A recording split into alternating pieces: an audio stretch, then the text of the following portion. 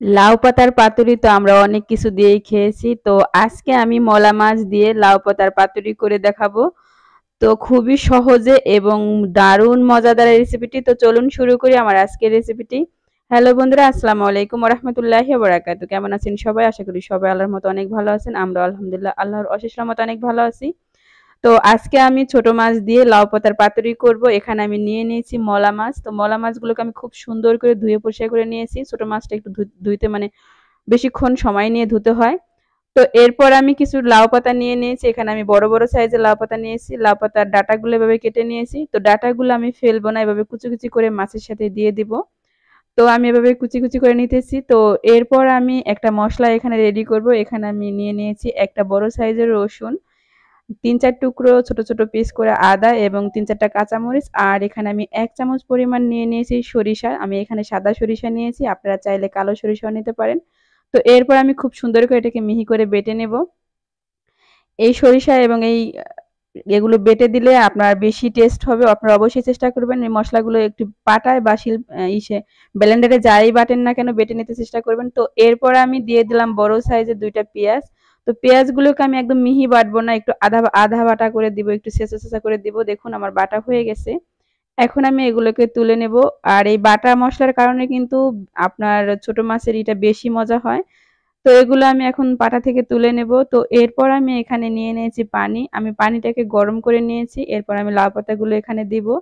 যাতে আমি যখন লাউ পাতাগুলো পেঁচাবো তখন ছিঁড়ে না যায়। এজন্য আমি লাউ পাতাগুলো খুব সুন্দর করে এটাকে একটু ২-৩ মিনিটের জন্য এভাবে চুবিয়ে রেখে দেব। তো আপনারা চাইলে একটু ভাপিয়েও নিতে পারেন। কিন্তু ভাপানোর থেকে এভাবেই ভালো হয়। পাতাটা সেদ্ধ তেমন একটা হয় না।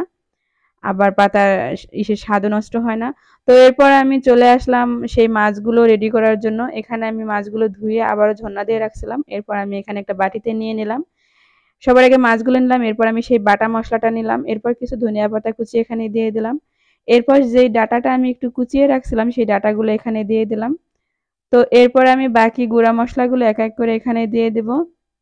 এখানে আমি সবার আগে দিয়ে দেব পরিমাণ মতো লবণ। লবণটা কিন্তু অবশ্যই টেস্ট অনুযায়ী দিবেন। এরপর আমি এখানে যেহেতু আমি কাঁচামরিচ বাটা দিয়েছি, আমি 1/2 চামচ মরিচের গুঁড়া দিয়ে দিলাম। দিয়ে দিলাম পরিমাণ অনুযায়ী হলুদের গুঁড়া, 1/2 চামচ ধনিয়ার গুঁড়া, 1/2 চামচ জিরার গুঁড়া, সামান্য একটু গোলমরিচের গুঁড়া। তো এগুলো দিয়ে আমি এখানে সবার এখানে যেটা মেইন জিনিস সেটা হলো সরিষার তেল। অবশ্যই কিন্তু সরিষার তেল দিতে হবে। আমি এখানে প্রায় 1/2 কাপ পরিমাণ সরিষার তেল দিয়ে দিলাম। তেলটা একটু বেশি পরিমাণে দিতে হবে। তো এরপর আমি খুব সুন্দর করে হাত দিয়ে এটাকে মেখে নেব। এত সুন্দর একটা ঘ্রাণ বের হবে, আপনার সারা ঘর এটা ঘ্রাণে ভরে যাবে।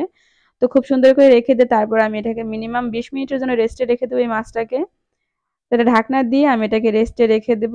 তো দেখুন ২০ মিনিট পর আমি চলে আসলাম। এরপর আমি পাতাগুলো পেঁচানোর জন্য চলে আসছি। এখানে আমি একটা পাতা এভাবে নিয়ে নিয়েছি। আমি আর উপর সাইড দিয়ে আরেকটা পাতা দিয়ে দিলাম। আপনারা দেখেই বুঝতে পারতেছেন। এরপর আমি কিছুটা মাছ এখানে আমি দিয়ে দেব। তো এভাবে আপনারা তৈরি করে খেয়ে দেখবেন, দারুণ মজা হয়। আপনার বাসার সবাই অনেক মজা করে খাবে। গরম ভাতের সাথে জাস্ট জমে যাবে। এরপর আমি ২ সাইড দিয়ে পাতা এভাবে তুলে তারপর আমি এভাবে দিয়ে দিলাম। দেখুন আপনারা দেখতেই পারতেছেন খুবই সহজ। এটা কিন্তু ভাজতে গেলে একটুও খুলবে না। এরপর আমি আরো একটা আপনাদের পেঁচায়ে দেখাই দিতেছি। আমি আবারও একই রকম করে ২ টি পাতা নিয়ে নিলাম। তারপরে আমি এভাবে কিছুটা মাছ আবার দিয়ে দিব।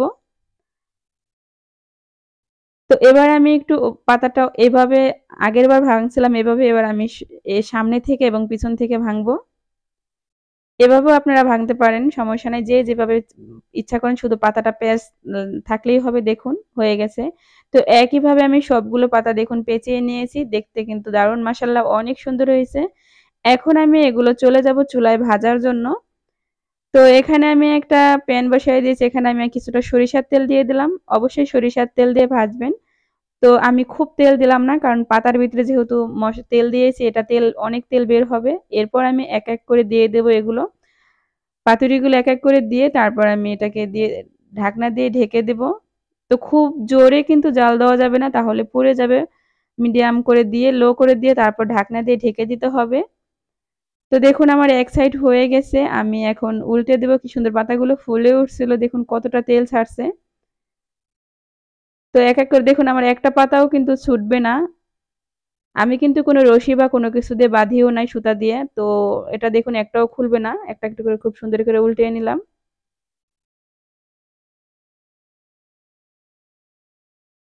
তো একইভাবে আমি এই সাইডটাও ভেজে নেব। আবারও আমি ঢাকনা দিয়ে এটাকে একদম রেডি হওয়া পর্যন্ত অপেক্ষা করব। তো দেখুন ফিরে আসছে, একদম এটা রেডি হয়ে গেছে। আমি উল্টে পাল্টে এটাকে খুব সুন্দর করে ভেজে নিয়েছি। অবশ্যই আস্তে, আস্তে জাল দিয়ে এটা করতে হবে। এবার আমি এটাকে তুলে নেব পাতুরিগুলোকে। তো দেখুন ফাইনালি একদম রেডি হয়ে গেছে। এটা কিন্তু খেতে দারুণ হয়। আপনারা যারা খেয়েছেন তারা তো অবশ্যই জানেন। মলা মাছের পাতুরি যারা এখনো করে খাননি একবার হলেও খাবেন। তো আমার ভিডিওটা কেমন লাগলো অবশ্যই আপনারা কমেন্টস করে জানাবেন। আপনাদের সুন্দর, সুন্দর কমেন্ট পড়তে কিন্তু আমার অনেক ভালো লাগে। একটা পাতা দেখুন আমি খুলে দেখাই দিয়েছি। মাছগুলো মাশাআল্লাহ অনেক সুন্দর হয়ে সেদ্ধ হয়ে গেছে। আর আমি একটু চামিচ দিয়ে খেয়েও দেখাইছি, দারুণ টেস্ট হয়েছে, আপনাদের বলে বোঝাতে পারবো না। তো আমার চ্যানেলটা যারা এখনো সাবস্ক্রাইব করে নাই প্লিজ সাবস্ক্রাইব করবেন। আর পরবর্তী ভিডিও দেখার জন্য অবশ্যই অল অপশনটা অন করে দেবেন। ভালো থাকবেন, সুস্থ থাকবেন। আজকের মতো এখানেই বিদায় নিলাম। আসসালামু আলাইকুম।